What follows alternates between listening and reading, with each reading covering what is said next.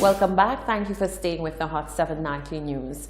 St. Lucia has welcomed its first ever prosthetic leg manufacturing center, which aims to assist individuals in need of below-knee prosthetics. The president of the National Council of and for Persons with Disabilities touts the opening as a major milestone for the island and notes the many benefits that this new center will have for low-income individuals with disabilities. Solange Alfred reports. People with disabilities in St. Lucia can now access the newest addition to the services and products offered by the National Council of and for Persons with Disabilities, NCPD. The organization launched a new prosthetic leg manufacturing center at its head office in Kareli Castries. President of the NCPD, Maphyllis James, stated that the project was no overnight feat and the organization remains gracious to the key players who turned this vision into a reality. NCPD is extremely pleased to launch our historic prosthetic leg manufacture center right here in St. Lucia at our head office in Kareli. This stems from a dream which began 2 years ago with an original grant from the Australian government to help us purchase materials to construct basic artificial legs for persons here in St. Lucia, because there is a great need for it. We find that the poorest of our population suffer greatly from diabetic amputations. A lot of people are losing their limbs here, and it's even more serious in that being poor and having a disability greatly reduces people's chances for inclusion in society. So there was a need, and we approached the Australian government to help us manufacture basic artificial legs.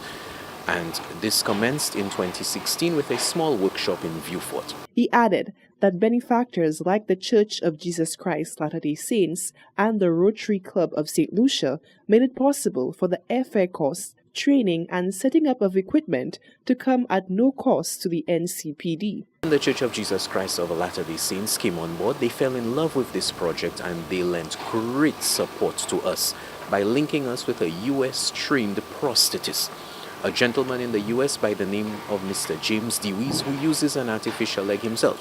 Mr. Dewey's trip and the training course was sponsored by the Rotary Club of Grosili. So herein we had three partners: the Australian government, the Church of Jesus Christ of Latter-day Saints, and the Rotary Club of Grosili, who came together with the NCPD to make this possible. So we have modern equipment set up at our center in Kareli, where we can make durable, high quality, below-knee artificial legs. James highlighted that a level of care and consideration goes into the pricing of the prosthetic for each user. This level of personalization, he noted, does not stop only at pricing, but also factors into the crafting of the prosthetic as well. Our technicians who use artificial legs are very excited to personalize their own legs, because under this project, the Church of Jesus Christ of Latter-day Saints donated new artificial legs to our technicians because the legs that they were using were already deteriorating. So it was very exciting for them that they were their own first clients. They got to make high quality legs for themselves. Persons using our service will definitely be spared the travel costs going overseas. And I could tell you, artificial legs are very expensive. The costs are exorbitant. And doing it right here in St. Lucia, they are spared the cost of travel and accommodation. We are a not-for-profit organization. So our high-quality, durable products will not be for profit. The costs will be far cheaper because of the specifics of people's heights and the various materials which have to go into each artificial leg. There is no one standard price at this stage. But what we can assure our clients is that this will be far cheaper than if they had to travel overseas to get an artificial leg. The president expressed his hope that the way forward for the center in the near future would be to once again accommodate Mr. Dewey's to train members to create above-knee prosthetic legs. Reporting for Hot 7 News, I am Solange Alfred.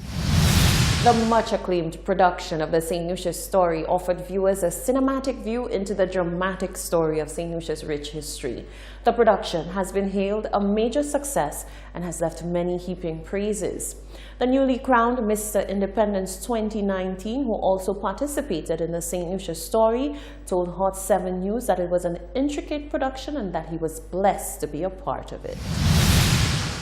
National pride, rich identity, and pure talent emerged from the production, The St. Lucias Story.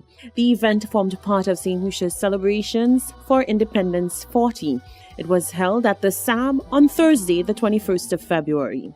It was well attended and offered patrons a spectacular view of a production that was beautifully crafted and produced by Adrian Auger, excellently directed by Drinia Frederick, and backed by the brilliant musical direction of Gregory Piper. Mr. Independence 2019, Jameson Edward, who participated in the play, noted that the production, which took patrons on a trip down memory lane, explored various facets of the St. Lucian identity through a dramatic story of a boy named Lucian. He's particularly pleased that the production allowed many talented individuals an outlet to showcase their artistic gifts. It was amazing seeing lots of individuals involved in the arts and seeing that they all had the same passion, the same drive, and the same goal.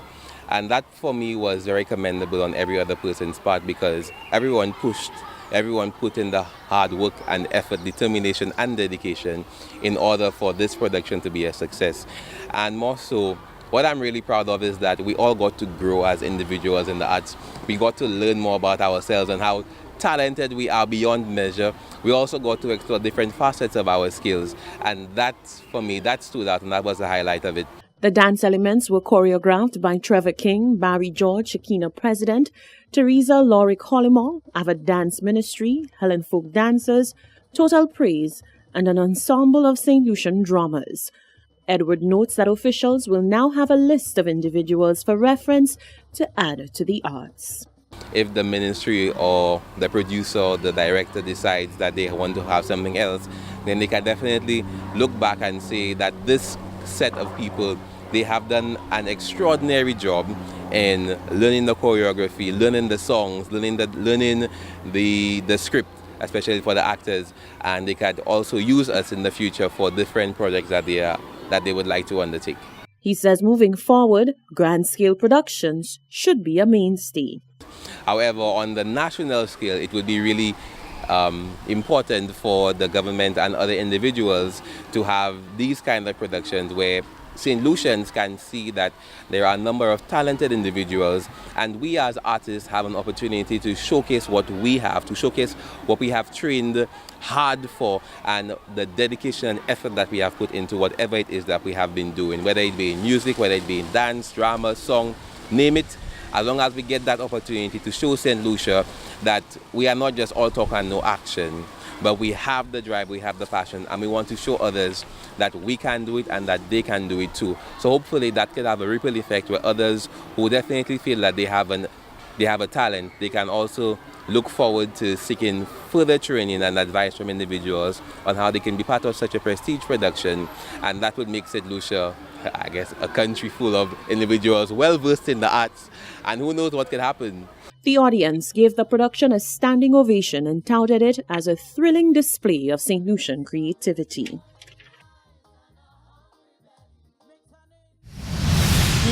Seashells, but not by the seashore.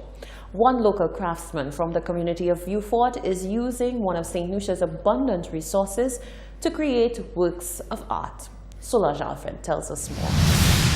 He sells seashells, but not by the seashore. Artisan David Charles has capitalized on a resource that flourishes on the beaches of St. Lucia.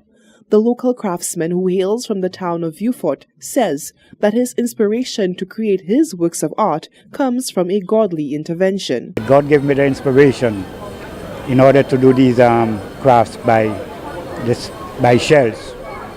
And I, as a person who loves godly things, so therefore I choose to do things out of shells. Charles says that his efforts to pass along the trade to persons younger than him have proven futile, as they lack the patience to engage in such a tedious yet imaginative craft. Well, I've been trying, but They said it takes a lot of patience, and you need patience in order to do such. And you have to have a mind in order to do such a creative work. He added that shelling is a passion project. However, with his recent position in the Fish Marketing Cooperative becoming redundant effective March 1st, he has sought to turn the passion project into a daily living. This is my first appearance from since I started making them, because I work with fisheries. I have a daily job. And since we have been said we'll be closing the fisheries and we'll be out of a job, so I've decided, well, I'll come and I'll start selling my things to the public. And today is the first day which I have been out to sell to the public. And so far, how is it going? Well, everyone has been saying it's nice work, but nothing so far. They have not yet purchased anything as yet. And what are your prices like? From 50 up, 50 EC, 20 US for the smallest, and 100 for the biggest, 150 for the flower pots, and so on. Charles remains optimistic that sales for his handcrafted shelled earrings and decorative pots will pick up. He noted that a more opportunistic spot near a hotel, seaport, or airport would serve his micro-business a lot better.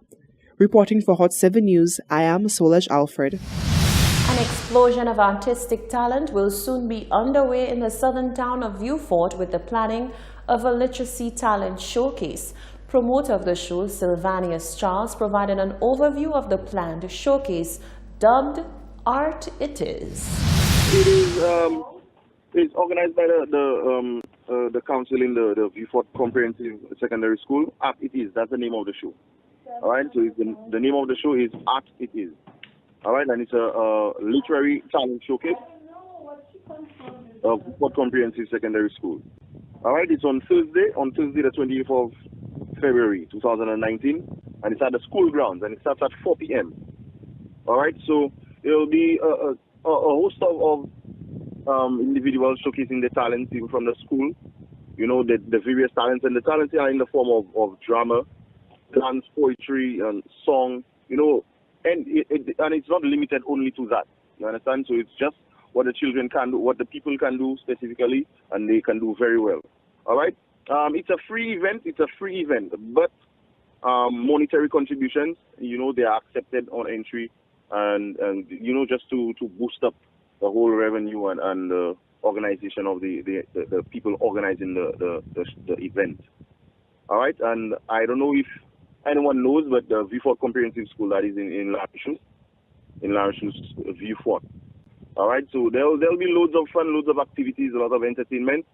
And trust me, it will be a very good event. The promoter says the event looks to highlight the talent that is present in the town of Vieux-Fort. This is the Hot 7 Nightly News. Sports News with Tennyson Glasgow is up next.